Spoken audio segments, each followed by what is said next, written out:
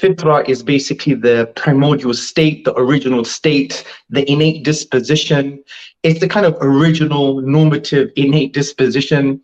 And the Prophet Muhammad sallallahu alaihi wasallam, he said in an authentic hadith in Sahih Muslim that every child is born upon the fitra, this innate state.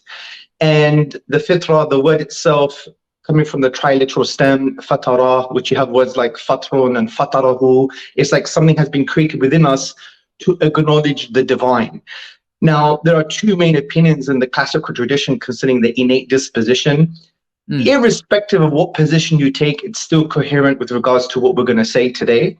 And the first opinion is that the fitra has a form of primary knowledge or proto-knowledge. It's not knowledge in itself, but it's more of an innate primary building blocks of knowledge.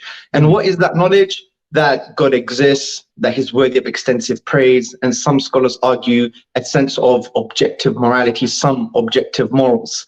And what happens, and you could use this metaphor, which is based on the hadith that I mentioned before, because the continuation of that hadith basically talks about the parents, you know, it doesn't use those words, but there's a kind of veiling or clouding of the fitra, and the child moves away from the normative natural state.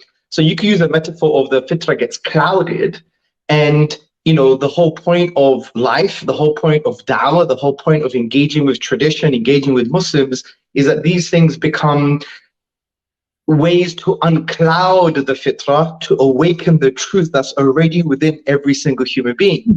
The other opinion is, which I think echoes the opinion of, I think, the majority of the scholars, including Ibn Taymiyyah, although there is a debate, but also Al-Ghazali, known as the Proof of Islam, the 11th century theologian and polymath, they basically argued that the fitra doesn't have primary knowledge, but it's like, and I'm using this in contemporary language, it's like a vehicle driving towards the truth. And if the windscreen is clouded, it cannot drive towards destination truth. So our job, or the job of life, the job of the believer, and the job of the person whose fitra is clouded, is to ensure that that unclouding process takes place, so the fitra could direct itself towards the truth.